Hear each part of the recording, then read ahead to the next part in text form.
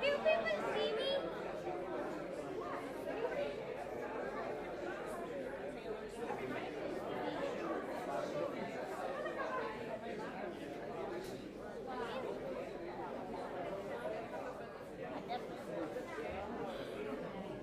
צדק לפניו יעלה וישם לדרך ועמה. דברי הספד.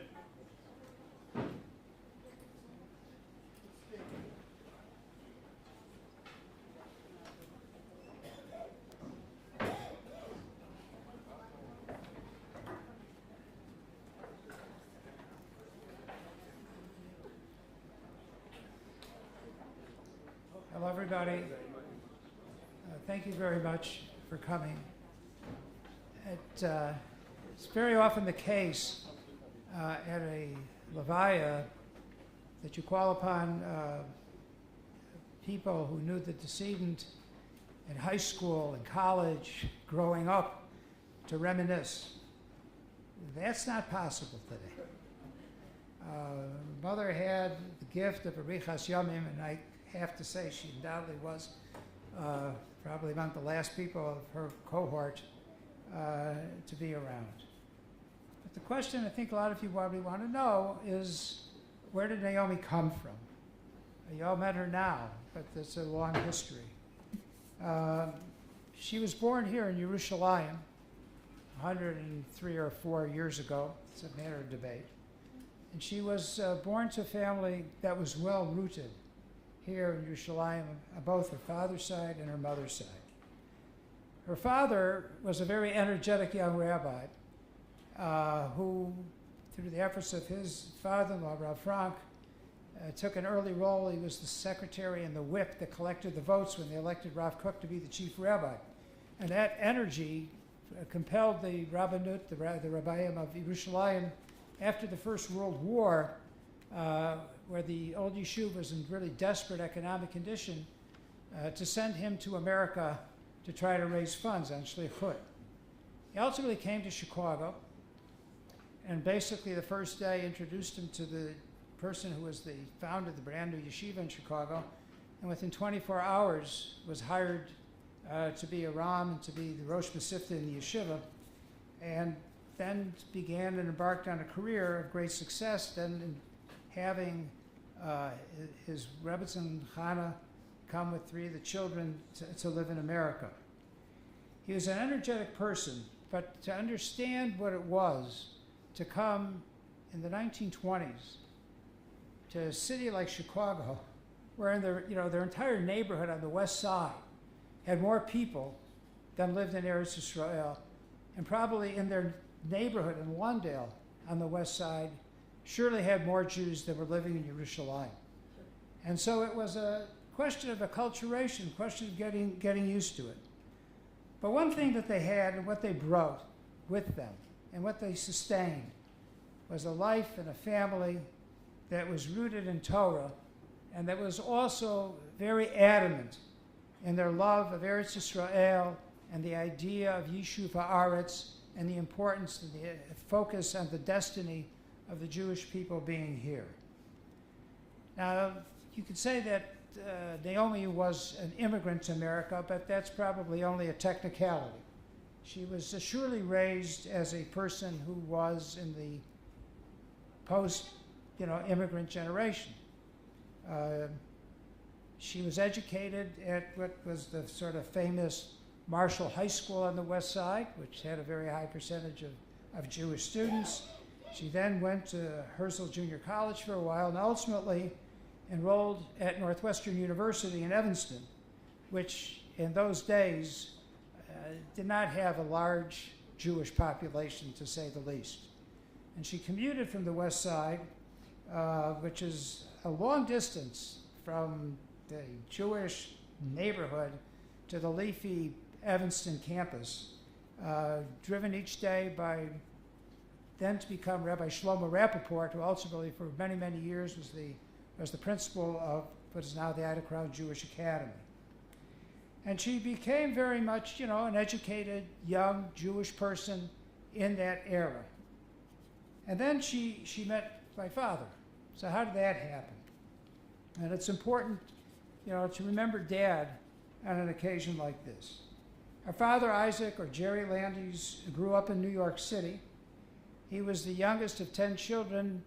His parents came to America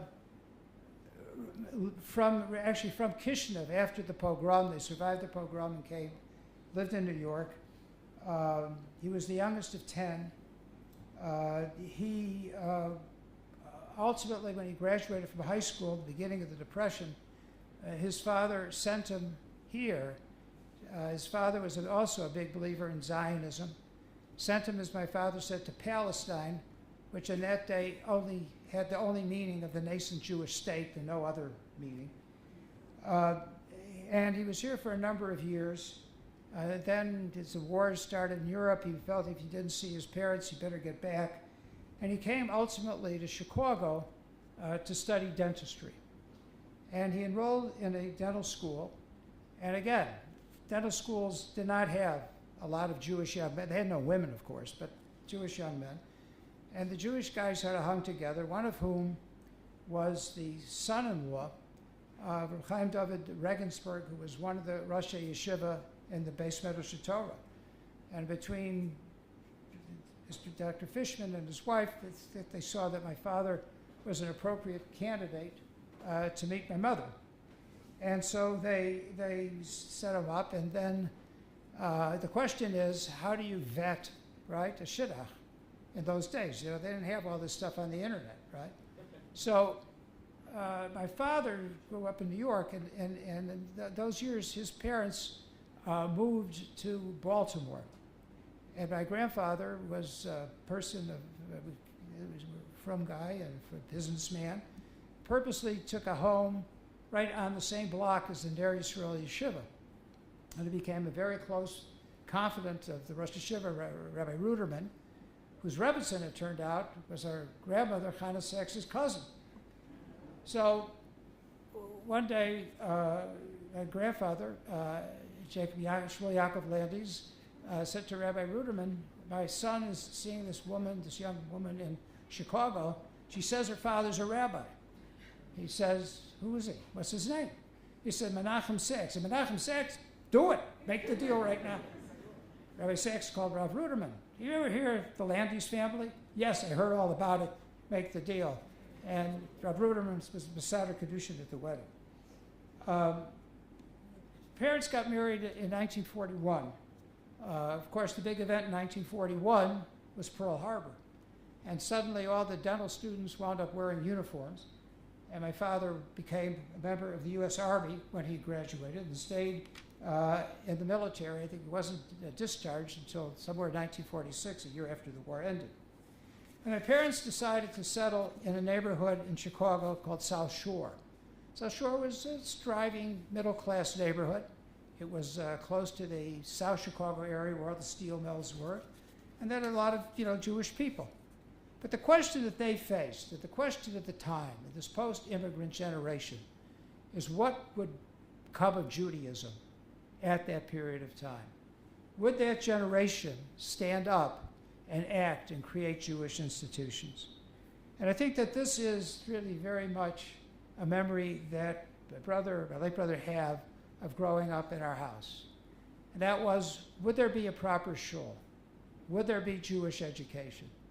And I think that what we take for granted in terms of having these institutions are very much the results of efforts that people like our parents engaged in. I remember as a kid, my mother being president of the Sisterhood of the Shul, arranging, the annual dinner dance, not at a hotel downtown, but renting a local VFW hall, because that's what they could afford to do.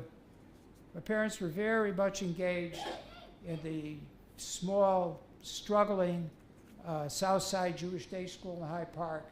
And just to say, struggling in the sense that to get people to send their kids in the early 1950s to this revolutionary idea of not going to public school, but going to Jewish day school was something that they were deeply engaged in. I have very vivid memories of my father, Shalom, twice a month. He was financial secretary for any number of years, running around the neighborhood trying to collect checks so that they could make payroll.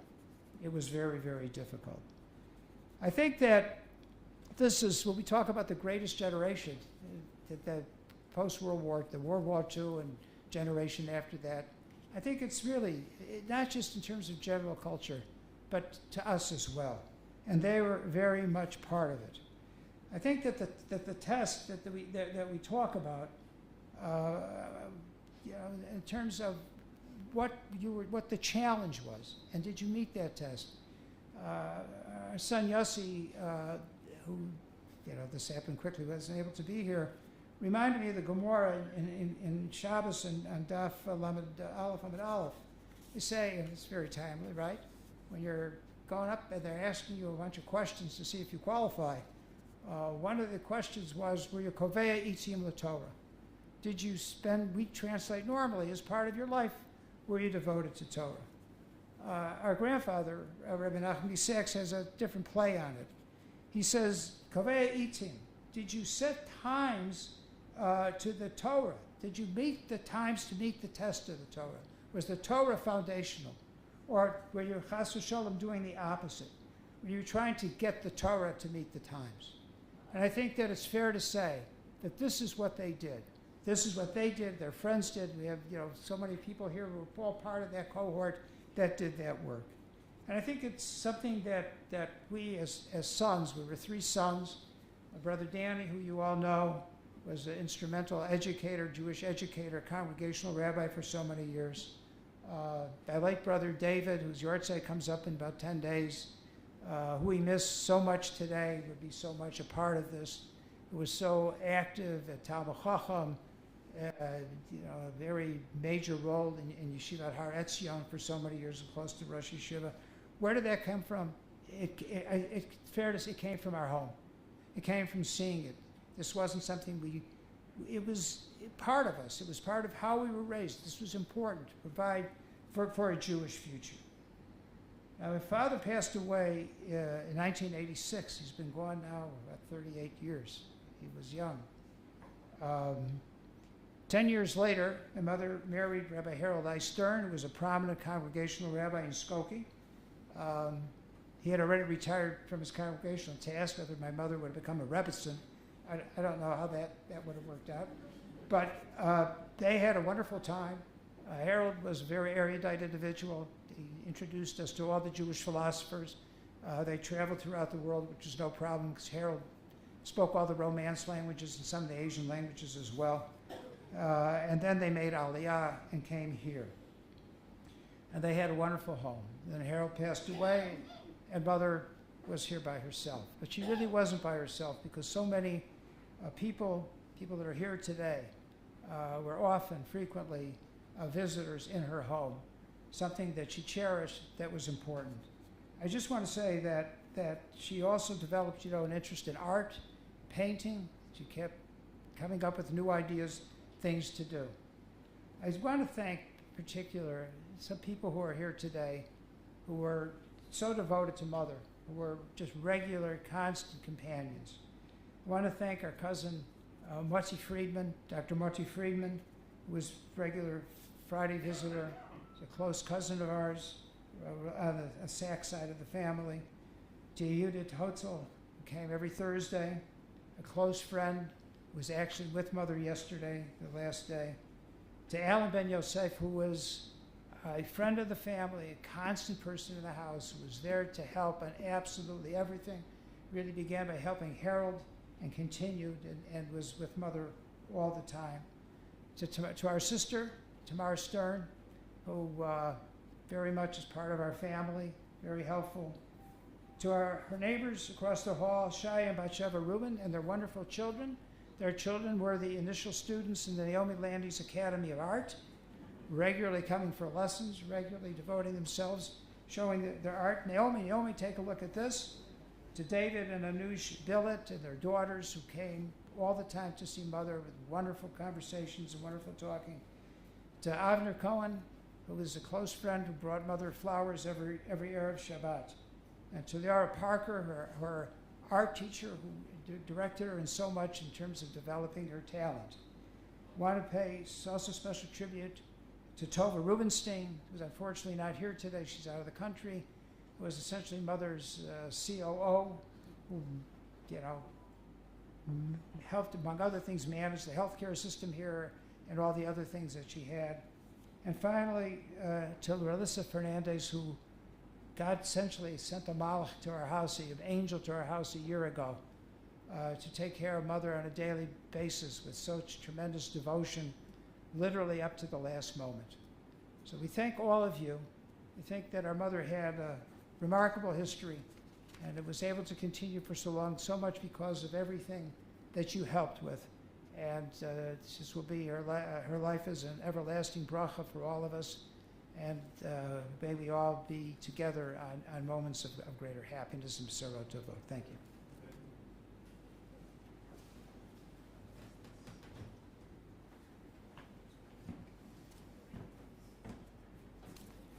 you. Just heard my mother say, "Do you really need the cane?" At my, for the husband. I prepared this with Cheryl. She prepared it. I'm the mouthpiece.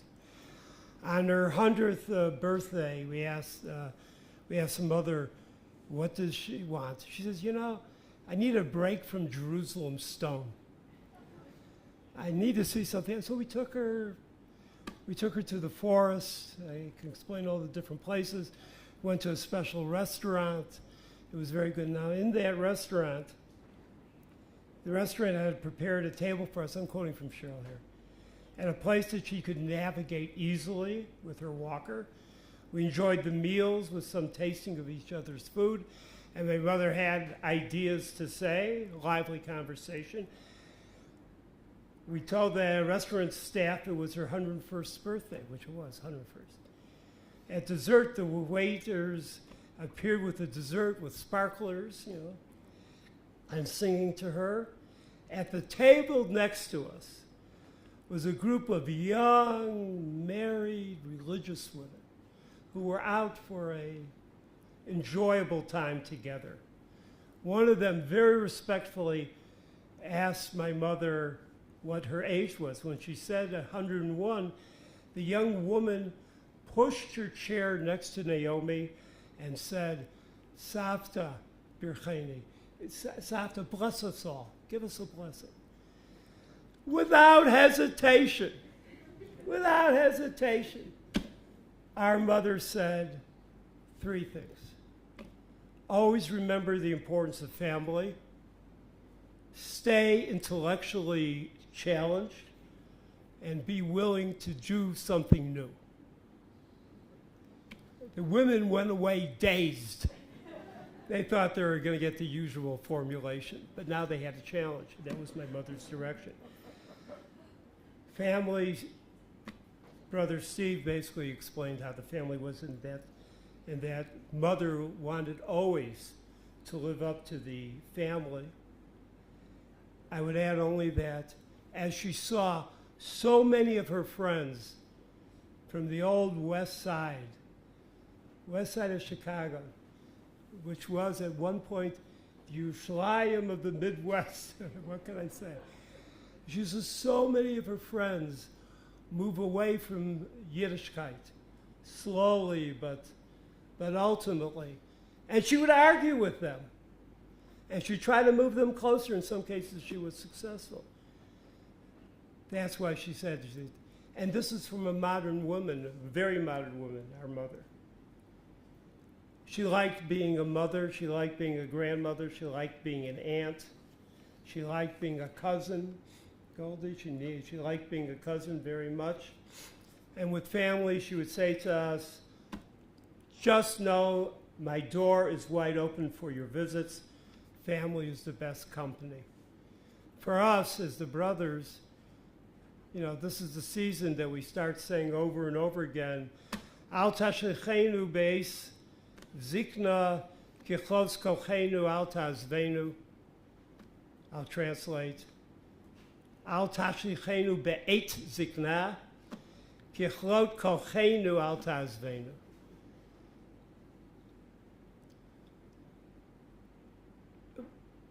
Thank God we were able to do, my brothers, the three brothers, and especially because of her daughters-in-law, because of Elizabeth, Faye, Cheryl. She was never Zikna, she was never alone. She lived, as you know, b'kavod. And that was very important to us because Naomi was the mother of royalty, Ema Malchut, and she was, this is what she deserved. Kichlot Kohenu, when we started getting old and we still were with Mother, and Mother was just getting younger, this made it very difficult. But nonetheless, it was a great success. Anyway, so that was family. The second thing was stay intellectually challenged. She went to Northwestern. When she married my father, her grades improved because now my father could buy her textbooks. Before she was doing it on looking over somebody else's book. My grandfather was one of the great rabbis of Chicago. He couldn't afford to pay the books for my mother. She got married and the books were paid for. Later in life, she's always interesting, and she always had things to say. But later, I'm in college. I'm at Yeshiva College, and I do my weekly phone call to Chicago. And my mother says, "What are you reading right now?" I said, "Well, we're doing Machiavelli." And she starts interrogating me on Machiavelli. I won't go into the whole details. I said, "Mother, what's with you?" She enrolled in the 3-year course at the University of Chicago on the great books. Great books were like invented at the University of Chicago. And she became, there must be something in the family, she became really good. And her whole set of, you've been to her house. You know there was always a novel, not a beach novel. She went through all the great American novels. Then she was making her way, in translation, but making her way through all the great Israeli novels. Often very surprised by what she was reading. And you'd see that, you'd see Haaretz, and she was ready to engage. She was a fantastic teacher in the inner city in Chicago. Her students loved her. Her students felt that she was never talking down, always engaging. Her next part we said is that you got to stay, not be scared to try something new. She and Harold was, after a wonderful marriage with my father and not having him for all those years, she started those years together. And he was another intellectual challenge besides everything else. And she traveled as she had never traveled before. And she said, I travel and everyone says to me, you're a good soldier. And she said, I'm not a soldier, I'm a traveler, And she started the painting, which Steve said, in their middle 90s. And thank God for Leora who introduced that to her. And to add to all these things that we said, and by the way, in terms of intellectually, during COVID, there was a minion right outside her apartment, ground floor. Right outside the apartment was a minion, and Ephraim's here. Ephraim was the head of the minion, and I would come every Shabbos, and we'd stay, Cheryl and I. We stay afterwards, and we start learning Parsha. So we always would take an Aliyah for the same, Aliyah for the year. So we started with Chamishi, Shishi, Shvi. We got through Kohen Aliyah, this year, and we were into Shani. She always said amazing things. She would get to the heart of Israel, and a great defender of Torah, and a great defender of HaKadosh Baruch Hu. So that one time there was something in the biblical plot and God's role in it that really upset her. And she said, how could HaKadosh Baruch Hu do such a thing? How could he respond in such a way? I in total shock, ended up being the religious one finally. And I turned to her, I said, you can't talk this way. You can't talk this way about the Eibishter. I chastised her. She looks at me and she says, we, Kosh Baruch Hu, and me, we have a relationship. As opposed to you have a book, We have a relationship. I'm not so worried.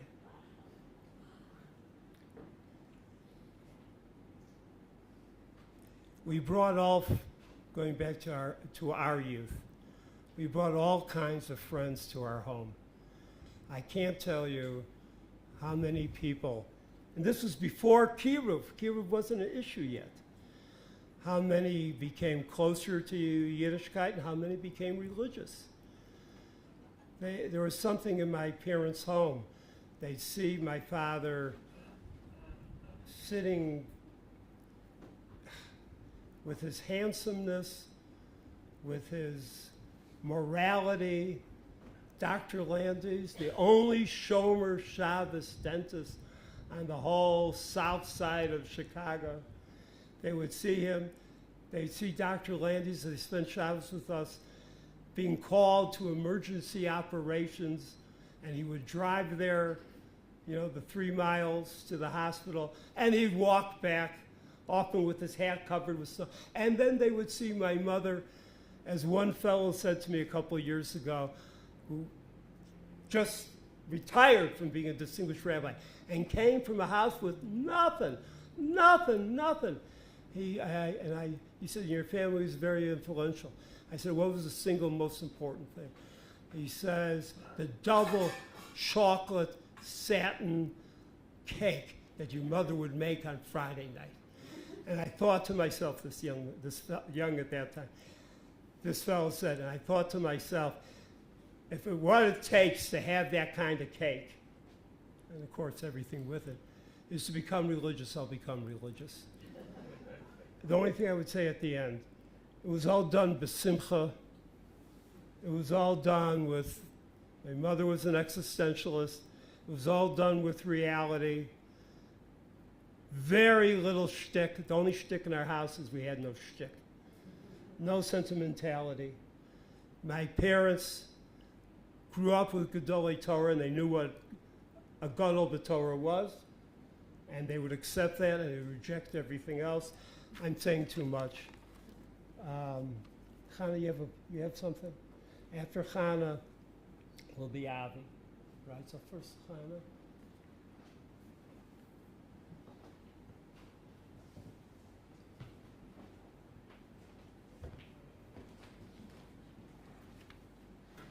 Bubby, we thought that you would live forever, and it feels like you almost did. Now, Bubby had an amazing sense of humor, and she used to joke that we would have to hire mourners for her when she passed away. And to be specific, she said that she wanted 4 mourners and 4 people to tell everyone else what a wonderful person she was. So, Bubby, I want to tell you that we did not need to hire anyone. You have so many people here and worldwide mourning you and remembering you with much love and admiration. So we are now in Chodesh Elul, and I want to say a few words on the pasuk from the Mizmor that we say every day. Achat sha'alti me'et Adonai ota avakesh, shivti b'veit Adonai kol yemei chayai, lachzok b'noam Adonai levaker beheichalo. One thing do I ask of the Lord, it is this that I seek, that I dwell in the house of the Lord all the days of my life, to behold the Lord's sweetness and to gaze on his palace. So how can we understand the phrase, Shivti b'veit Hashem kol yemei chayai? We can say that the Meshorer is asking to be able to come and to worship in the Beit HaMikdash throughout his life, or that he may spend his whole life in Eretz Yisrael, especially in Yerushalayim, since the entire land is known as Beit Hashem, or that he may merit to be under the protection of Hashem his whole life, to be close to him and to follow him. So, Babi, so many of these interpretations were true for you. You were born in Yerushalayim, you came back here to live during the last years of your life. Being close to Hashem was so much a part of how you lived your life that you took it for granted. You were proud of your Yiddishkeit, you loved it, you worried about it. I remember you speaking about people who are not religious and saying, truly puzzled, but don't they know how wonderful Shabbat is, and don't they know how wonderful the Chagim are, and how important it is to have a community around you? These were values that were so central to your life that you wanted everyone to enjoy them the way that you did. But I want to add another interpretation. Shivti b'Beit Hashem kol yemei chayai. Babi, you made your house into a Beit Hashem, became a Beit Hashem for all who visited you. We didn't have to go far to find a place where we knew there would be someone who would be happy to see us, who was waiting for us. No visit to Yerushalayim was complete without a visit to your home. And no matter how you were feeling, you didn't turn anyone away. You were overjoyed when people came to see you, and you had as much interest for a new acquaintance as you did for someone you had known for many years. Babi, all of us here now have one less home to call our own, one less warm place with someone who loved us and was waiting for us. And I take the legacy of your Beit Patuach with me into my own home. I hope to be able to fulfill it as well as you did. There have been many thanks. I want to extend my thanks to everyone who's here, both here and abroad, all the family who were unable to join us due to our situation, and who've come here to be with Babi on her last journey. Thank you all.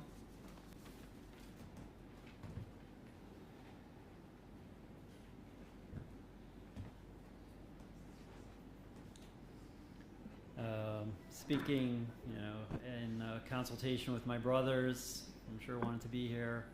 I spoke to many of my cousins last night, and I know how badly they wanted to be here.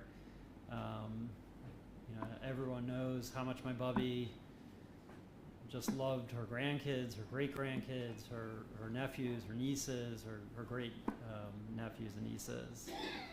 Such a huge, big part of her life, and I was talking about with someone before, remembering how 5-10 years ago we used to have these, whenever anyone from Chul would come, we'd have these fabulous Shabbat lunches, and we at some point her hearing became a little difficult, and we kind of stopped because it was so frustrating for her, because she loved so much being a part of it and being part of the conversation and hearing, and it was just this tremendous frustration not to be able to be a part of it. She really lived for family, we could say.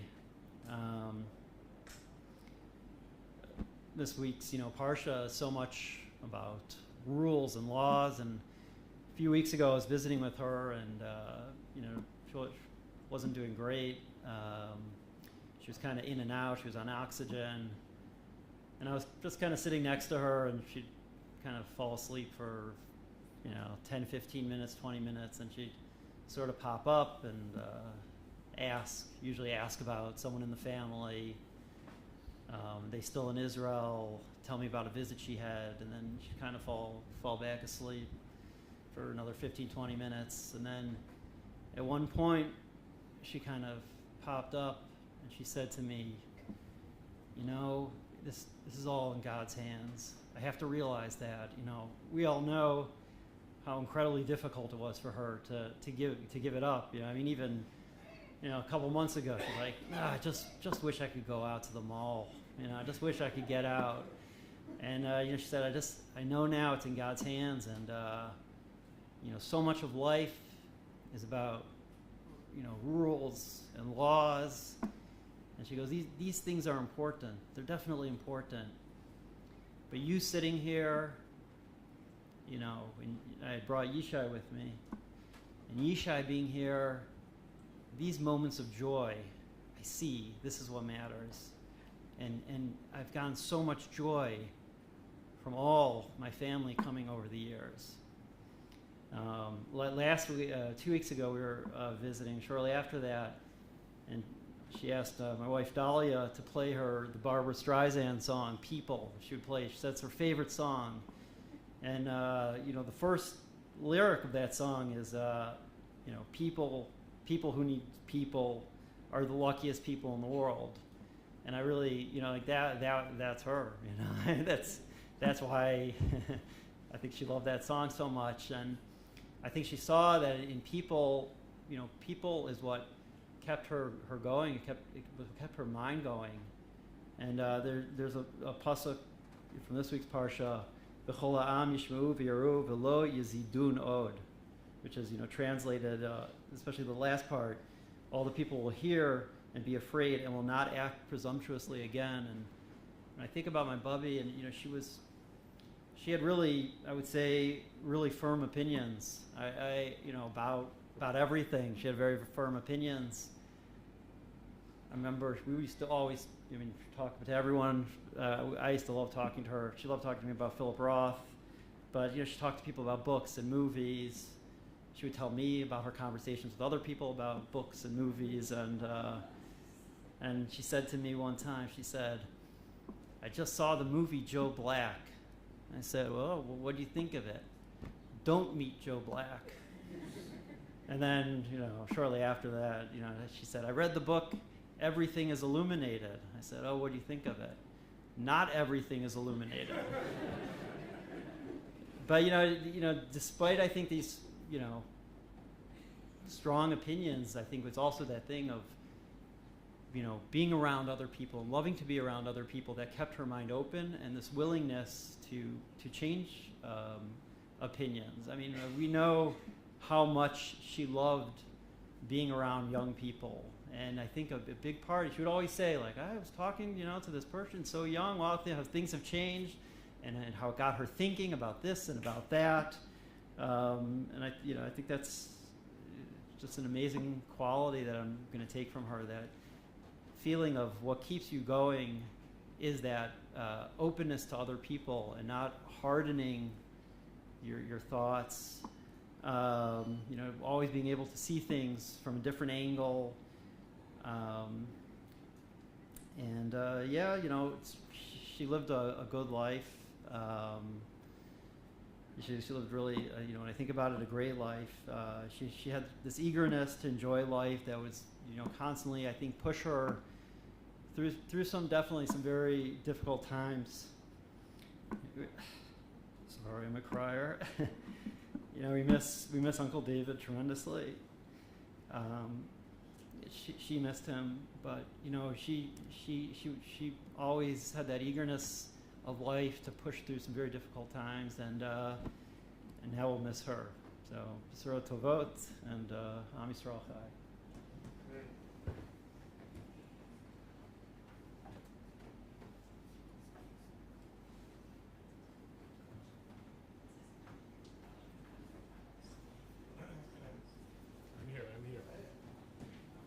עקביה בן מהללל אומר, הסתכל בשלושה דברים ואינת הבאה לידי עבירה. דע מאין באת ולאן אתה הולך ולפני מי אתה עתיד ליתן דין וחשבון. מאין באת ולאן אתה הולך למקום עפר עמה ותולעה ולפני מי אתה עתיד ליתן דין וחשבון. לפני מלך מלכי המלכים הקדוש ברוך הוא והוא רחום, יכפר עוון ולא ישחית וירבה להשיב אפו ולא יאיר כל חמתו. קדיש. Let's come to this side.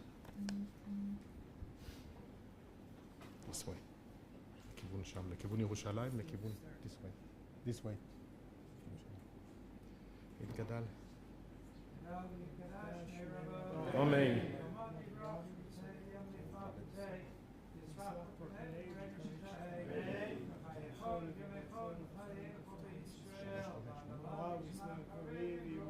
אמן. יהי שמי רבה מבורך לעולם עולמים.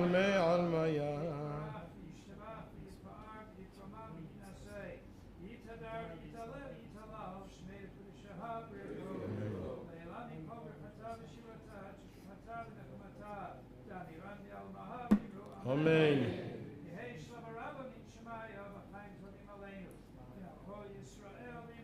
אמן.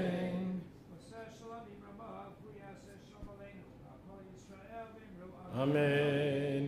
קהל נכבד, מסע הלוויה יוצא לגוש י"ד. אנחנו מגיעים לדרך מספר 5. בעלי הרכבים שייסעו אחרינו, אנחנו ניסע בשיירה. ידידים וקרובים מתכבדים בנסיעת המיטה. מי שרוצה לגשת, בבקשה, גם הבנים יכולים. רק לקחת את זה מפה, את המכשיר. רק שנייה, להמתין רגע.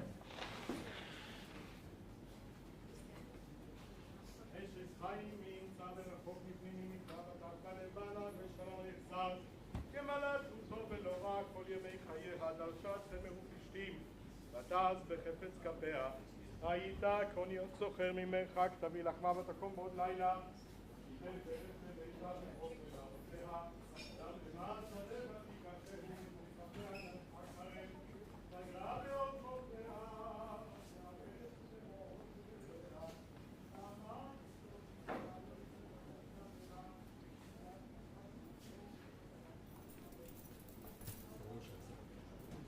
תיקים, לא לשכוח תיקים, חפצים.